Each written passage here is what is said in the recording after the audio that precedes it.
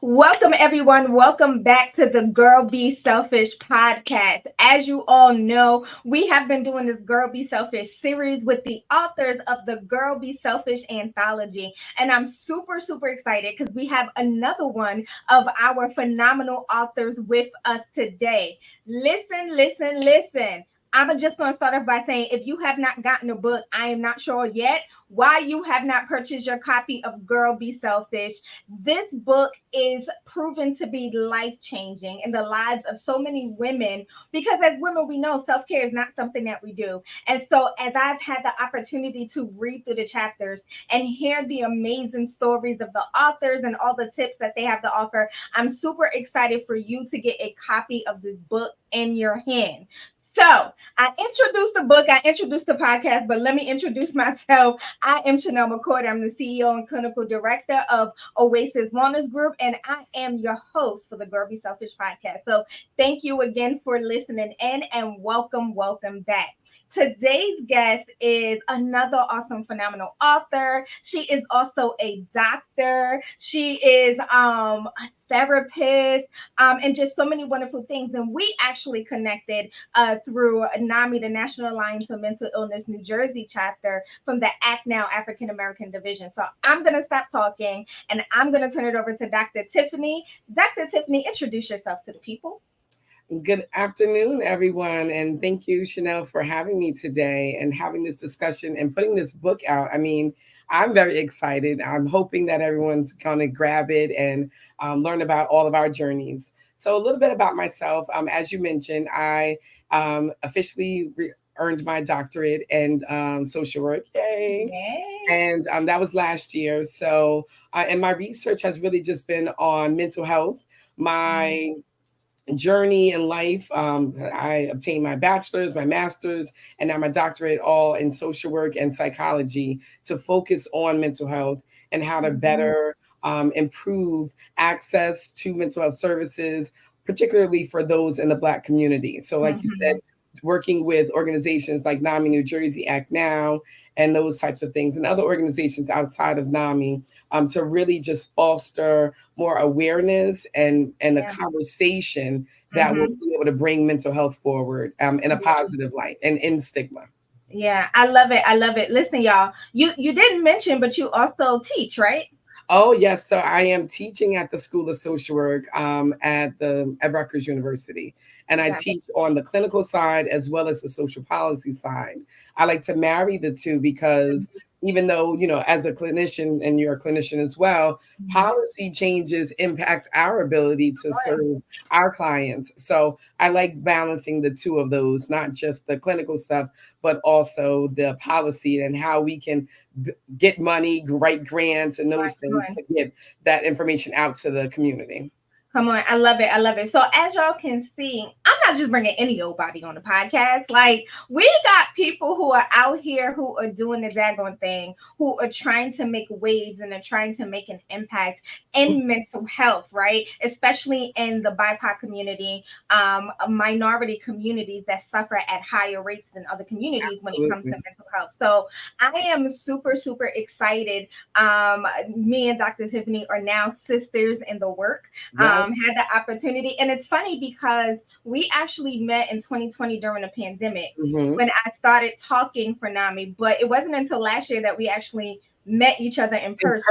Yes, at the conference. Exactly, which is like really interesting how you have like these relationships with people online and then you finally meet them in person. It's like, wow, this is the first time I've ever seen you. So I'm super excited to have you on. And you mentioned something that's so important. You mentioned the necessity for policy, right? Poverty is trauma. Right? When we think about things, lack of access to good health care, that's trauma, right? And so when we talk about mental health, when we talk about mental wellness, we can't fully talk about those things if we're not addressing the systems, right? Because a lot of times, I think about that Maslow hierarchy of need, right? A lot of times people need those basic needs to be met so that they can go up and live their best life. Mhm. And a lot of times is we trying to get them here and this is not even taken care of. You know what I'm saying? Absolutely. Yeah. Especially in minority communities, there Mhm. are so many hurdles and barriers that are placed before us that are out of our control. So at minimum, if we can't meet that first level of requirements or Maslow's hierarchy, then how Right. can we move forward? If I'm worrying about housing, how can I also worry about Come my on. mental well-being? Come You know, if on. I'm worrying Mhm. about transportation, how do I get to the mental health clinicians that my insurance company told me I qualify for? Exactly. So it's really Exactly. all of those barriers. And that's really what my life's mission has really been, Mm, to break down a lot of those barriers and also address them and acknowledge them from a policy perspective and advocate for those who need a voice who sometimes seem to be voiceless themselves. yeah, that's really good. I love that. I think about for a couple of years, for about 3 or 4 years, I worked in a school in Camden, New Mm, Jersey. And as the clinician, and staff, it was always, I don't want to say it was a fight, but it was always hard to try to help the rest of the staff to understand. We want this kid to sit down and do math, but they're mm, hungry because they're not eating. exactly. We want this kid to sit down and be quiet and focus on library time, but their house is freezing because there's no heat in the winter. Like there's all kinds of things that we have to think from a social environment standpoint Yes. to address the issues that are going on, right? And if we're only one track minded, if I just want you to do this, but Mm, I'm missing the big picture of everything else that's going on, we're not exactly addressing a whole person. And we absolutely. are more than just our mind, right? We are mind, body, soul, and the social environment around us. So I love that. And I love that, that's one of the things. I'm not a social worker, but it's one of the things that I appreciate about the social work field, that focus on social justice, right? Mm, Because also they're like, systems got to change, right? Like we're not just talking about absolutely. feeding hungry stomachs. We're talking about changing systems to make sure that stomachs don't go hungry. Exactly. And how do we work together across the table with others to Yep. be able to see the bigger picture and Mm-hmm. not, like you just mentioned, not just focus on the behavior that might not be there, that might not be proper, but the cause for those behaviors. What are the 100%. contributing factors toward Yeah. those behaviors? Yeah, 100%. So Yeah. that's really honestly what made me obtain my master's in social work. So my bachelor's, and not to take up too much time with this part, Mhm. but my bachelor's is in psychology. And Okay. then I decided to add a minor in social work.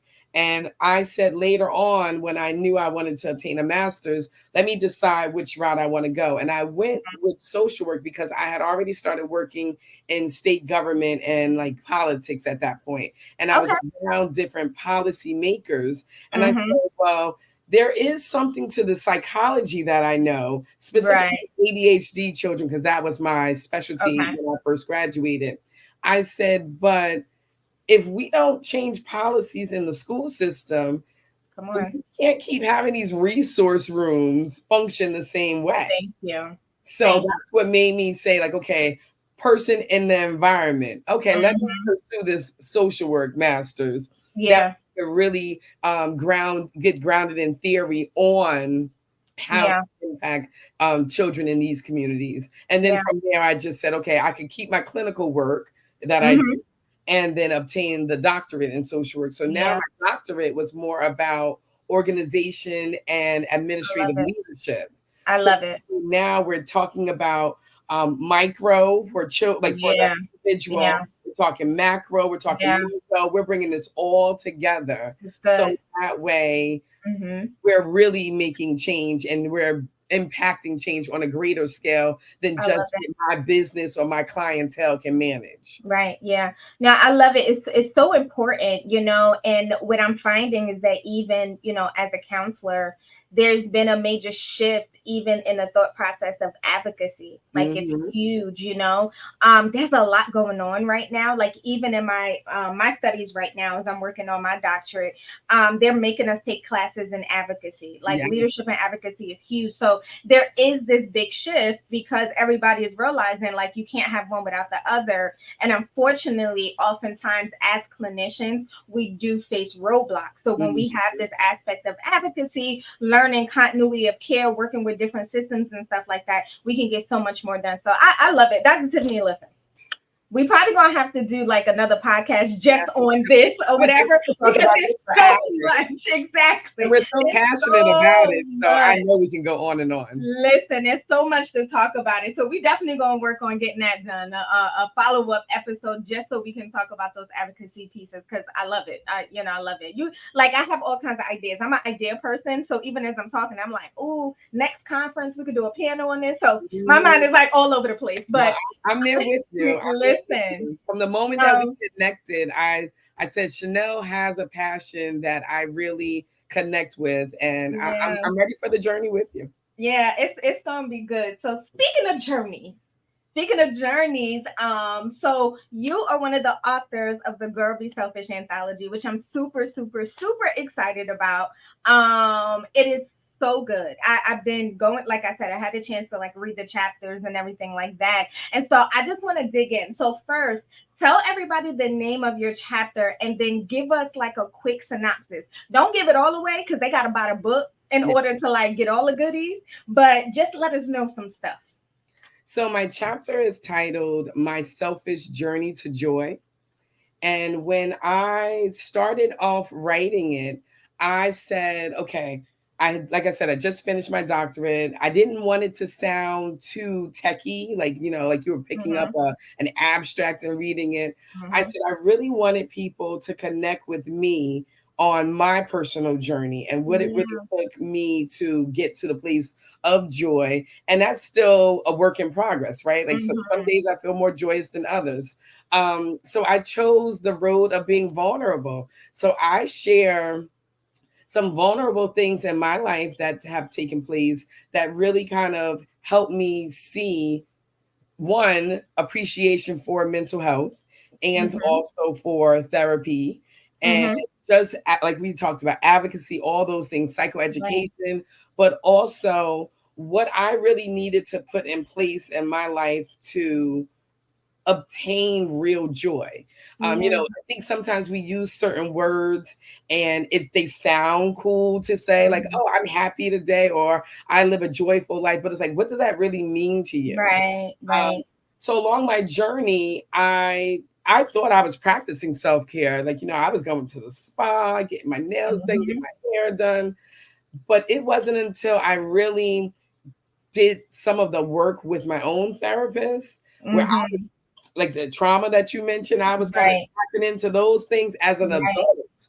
And I said, okay, I need to be doing more because I'm never going to obtain joy. I'm never even going to scratch the surface and know what it feels like. Right. If I'm willing to go back and do that work first. So I think that journey really helped me figure out a few key ways that I'm able to utilize my selfish journey to joy.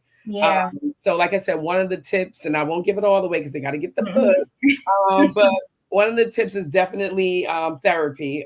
As a therapist, an advocate for people seeking therapy, and then also learning how to put yourself forward and first. We as women in particular wear many, many, many, many hats.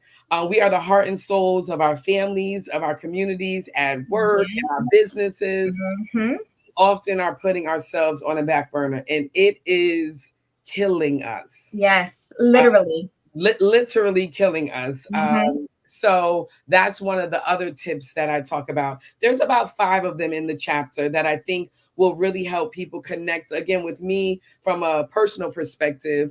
I talk about some vulnerable journeys that I experienced. And then, and from there, I think people will see, wow, a therapist can really talk about her journey and some of the things that she's experienced that I'm experiencing as a reader, and then be able to kind of bridge the gap. That's always been my purpose. And that was the title of my dissertation, like bridging the gap between mental health and the Black community, like really being a face for it and getting people to understand. So with this book opportunity, this chapter rather, I really thought that it was an opportunity for me to bridge the gap for the readers on what self-care really is, what it Mm-hmm. can really look like in practice. Yes. Now, sometimes we really do have to be selfish Right. in order Right. to be joyous at the same time. Yeah, yeah.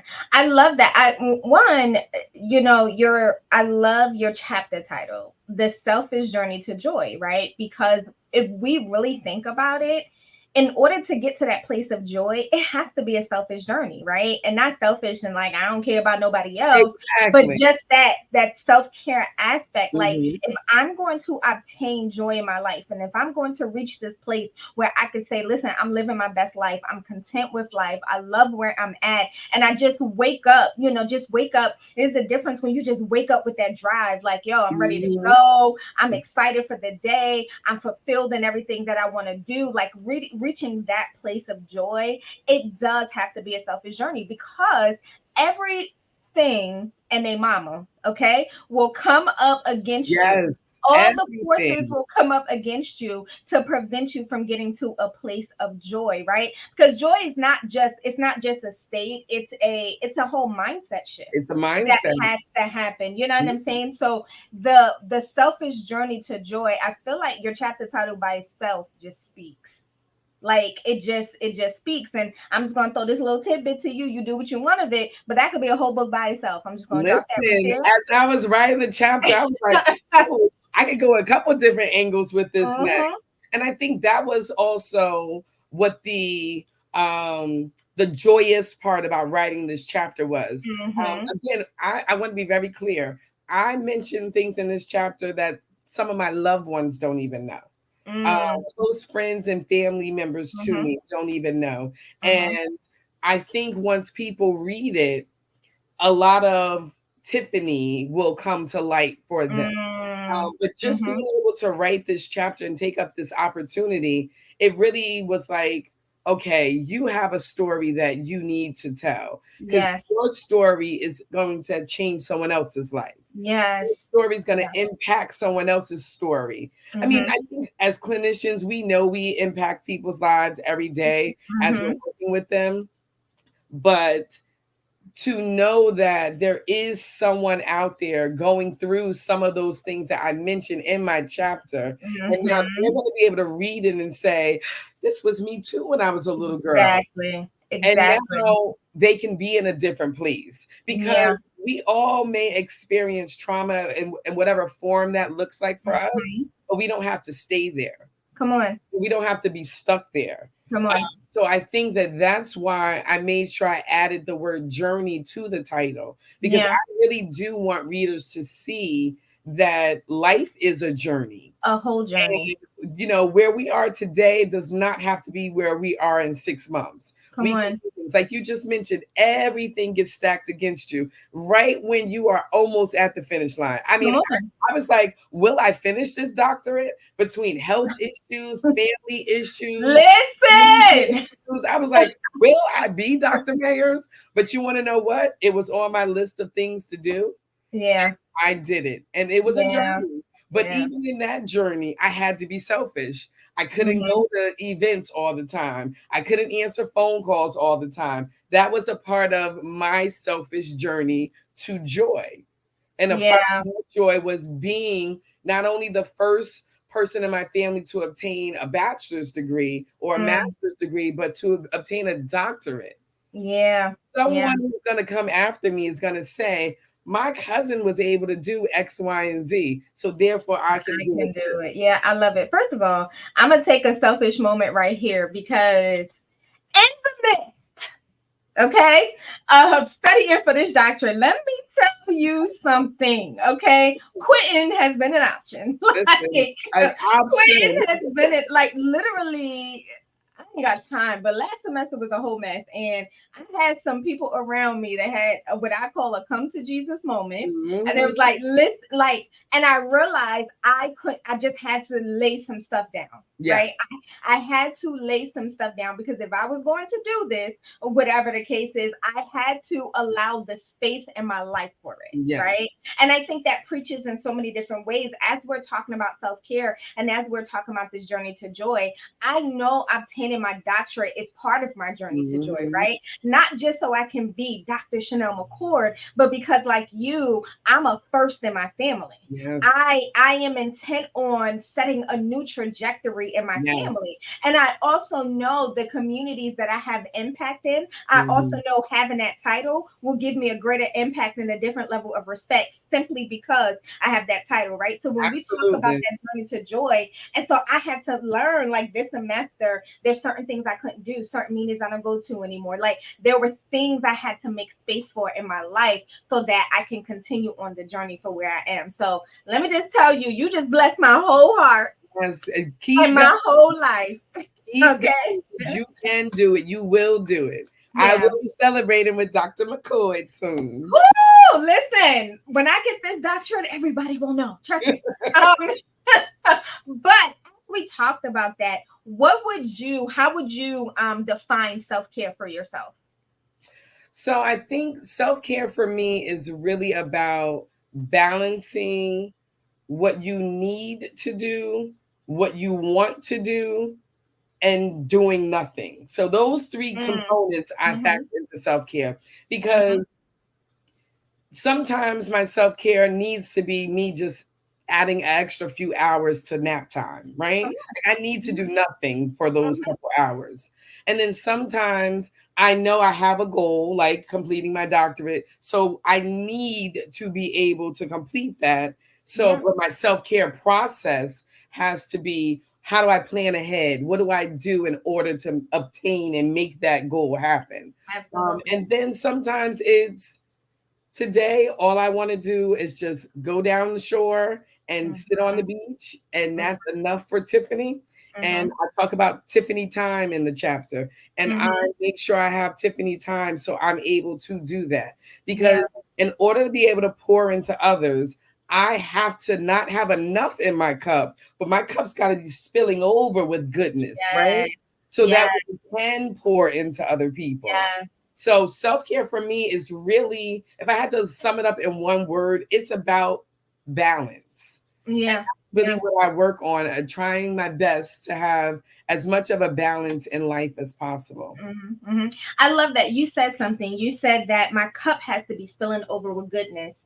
And the thought that just came to mind is until your cup is spilling over with goodness, you don't really have enough to give to anybody. Exactly. But Until it is sometimes people spilling say, over.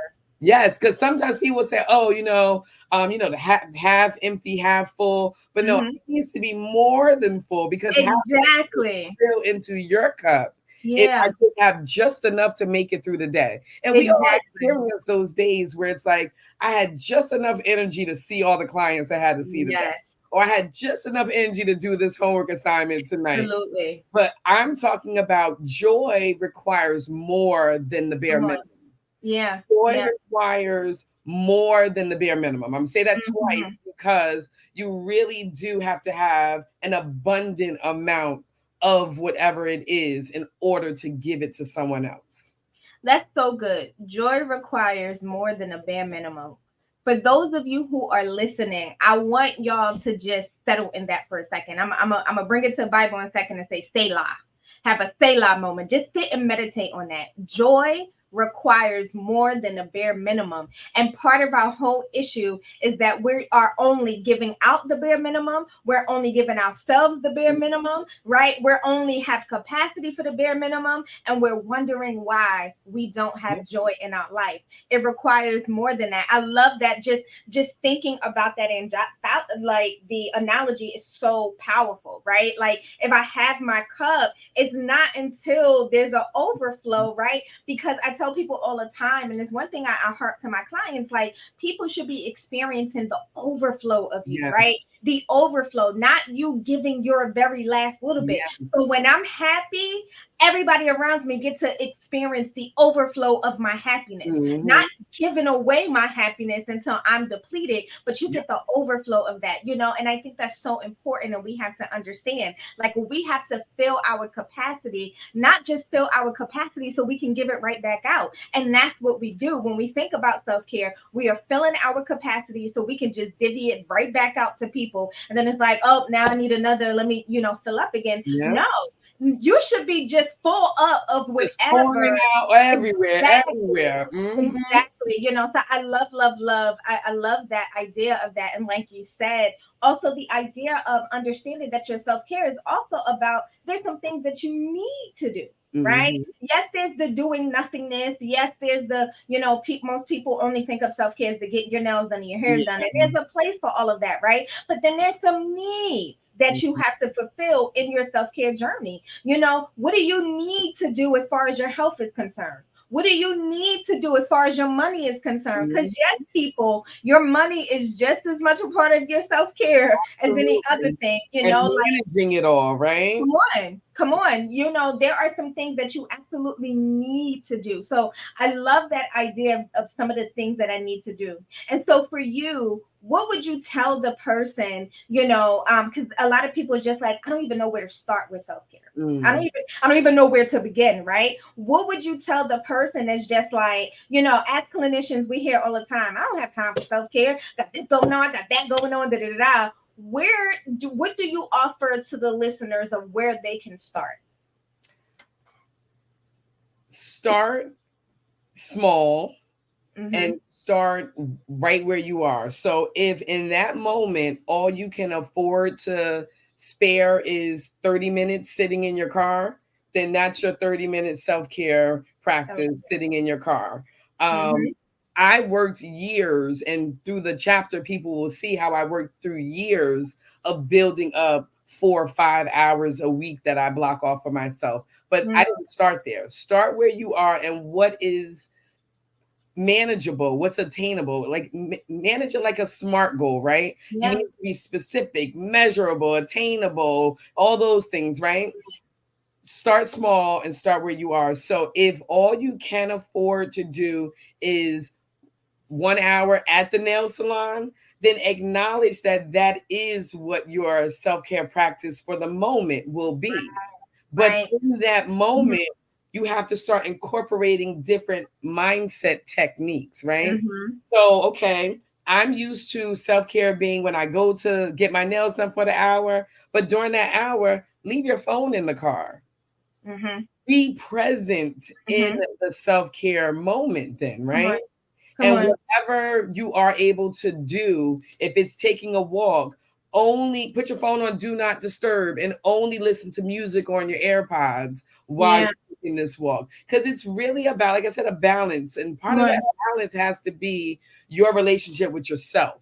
That's Come why on. it's self-care. It can't be Mm-hmm. about who's calling you, who's texting you, trying to get a piece of you. For that Come on. time, it is about you. It's your selfish time to Yes. your journey, right? Through your journey. Yes. Yes. I would suggest that people start where they can, Mm-hmm. and from there, really shifting their mindset to understanding that it is okay to be selfish in those Mm-hmm. moments. It's Yes. it's a necessity to be Yes. selfish in those Yes. moments. Yeah, that brings up a whole other thing. And a podcast episode that I'm planning on doing, the guilt around self-care. Oh yeah, The guilt around self-care. I need to be listening into that. Listen, that's a Oh, whole other, because there's so much, and I hear this all the time, especially for women that I counsel. There's so much guilt. If I take mommy time, if I take time away from my children, just mhm, time for me, or I need time away from my husband, or mhm. whatever. Or if I'm sitting down doing nothing, like everybody's just like, I feel guilty because I feel Yeah, like I should I be could be doing doing something. so many other things. Exactly, not realizing that not doing anything right then and there is productivity. If Yes. that is the time, I think, like you said, though, it's the mindset. Mhm. We haven't wrapped our mindset around, okay, this is the intentional what I'm doing, right? There Exactly. was a time where I would schedule like Chanel weekends in my Yep. calendar or whatever. And so those weekends would be open. So if somebody was like, hey, you're available to meet or whatever, I'm like, oh yeah, well technically I am available, and I would schedule stuff because my mindset wasn't like, for me, it's like I can't say I'm not available. Technically I am available. No, Mm. you're not. Yeah, nope, nope, nope, Literally start yelling at nope. myself You've like, you're already not committed available. yourself to Chanel for that week. Listen, I am scheduled. I have something else to do. Mhm. Even if there's something else to do, is just sitting in my bed, but I've Yeah, scheduled it, I planned it, and I need to honor myself in that, right? yeah. And so this shift of the guilt, like it's a guilt syndrome as it around self-care. So I love when you say start, right? Let's just start there. Start. Yep. Just start. Start. Just start. So many of us don't start. And then you said start small. So many people don't start because it's just like, oh, if I can't take a 10-day vacation, or if I can't, it's just like, oh, I don't have time for it. But it could be, listen, my favorite self-care time in the world is sitting in my car for about 15-20 minutes when I pull up to my Yeah. house. Okay. I'm not even talking about other places. Yeah. Like sometimes after I shut down a day, like my car for me is always like a space for me. Like I love Mhm. to ride out. I love to blast my music or different things like that. But there are times I love to shut it down. And my husband gets so upset with me because I have this habit of I will pull up to the house, I turn that car off, girl, I pull out my phone, I'm playing games on my phone and different things. And my husband is like, I've been watching you through the window for 15-20 Sit minutes. Why are outside. you not coming in the house? Because it's just a self-care moment. It's just like Absolutely. a regroup time, a refresh time. I've fallen asleep in my car in front of my Mhm. house, and it just felt so good. Like it don't have to be the 10-day cruise No, around the it world. doesn't. Like I said, start small. It could be something simple. I mean, I think for me, it probably really started off with just like you said, like driving was one of my things. I had a long commute from North Jersey to Trenton, and a Mm-hmm. lot of times I was just in my car for almost an hour. I would just put on music and I would just ride out. But like you said, sometimes you got to pull over and you got to just sit there, sit in the Yeah. moment, think about what that song just meant to you, what it reminded you of. Because sometimes, like, you hear a song, you're like, oh, when I was in college, or Yep. those different things, right? So just sit with that for a moment about what that meant to you, what that Yes. time in the car ride by yourself meant to you. So mine probably started off simple and small like that. I didn't really add on other things until later. And even now, some days, like I said, part of it is about what I want to do. So some Right. days, even now, if I don't want to do the excursion or the driving or something, it's just me sitting in my office listening to music or just on my phone. But That's it. it comes with rules and responsibilities, right? So Mhm. it's about how I'm going to respect myself and my time for myself, and Mhm. then what I'm going to draw boundaries for others and their accessibility to me. I So I may love it. be in my office and I may have family in my house, but my Mhm. door's gonna be locked and you're gonna know that this is my self-care time. I know it's right. I know it's right. I love it. I love it. I love it. Really quick before we wrap up, there's one other thing that I love that you do that you talk about all the time with your flowers. Oh yes. Tell people about that because I think it's a wonderful expression of just like self-love and self-care. Yes. So let me see if I can shift my camera. Oh, but matter of fact, let me just move over and grab them because I want to show you these cool ones that I got. So it's like a little vase that looks like a Nice. book. So it's on my bookshelf. But so what I do is weekly, I go and purchase myself fresh cut flowers. I love it. And I'm able to just pick those out. And yes, do people buy me flowers? Have I had flowers purchased for me? Absolutely. But it's really about what I'm doing for myself. Mm-hmm. And part of that is just therapeutic, putting the different arrangements together, the different color Mm-hmm. schemes, just going to the different place. I go different places to pick them up. I don't always go to Mm-hmm. the same floral shop. And it's me pouring back into myself, me I love giving it. myself my flowers while I'm still alive Yeah. and I still can do it. So I I started that love a it. few years ago, but yeah, I love it. And I see other people do it online, and Mm-hmm. there's like a group of us that talk about it sometimes, like Mm-hmm. behind the scenes, what we are doing this week with it. And it's really rewarding because it's refreshing, Yes. for something I'm doing for myself. So if I Yep. do nothing during the week, I always will have my fresh cut flowers. I love it. I absolutely love that. I love it. And if I actually would take care of flowers, I probably would do it for myself. But Oh, flowers will die in my possession. So I figure I'll let y'all who can keep them yeah, alive do that. yeah. But I love it. Like you said, just something small. It Mm, doesn't take a lot to pull up to a floral shop, get yourself an arrangement, throw that arrangement on the table. And every time I walk by it or whatever, I just remember like this is something I did for me. It's something that I bring me joy. So just mm. something small. So I love it, love it, love it, love it. So Dr.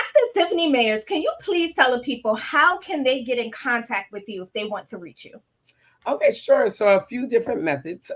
So mostly I'm on Instagram. So my handle on Instagram is at Mental Health T. And then my email is DrMentalHealthT at gmail.com. And so usually those are the two primary ways for people to get in touch with me.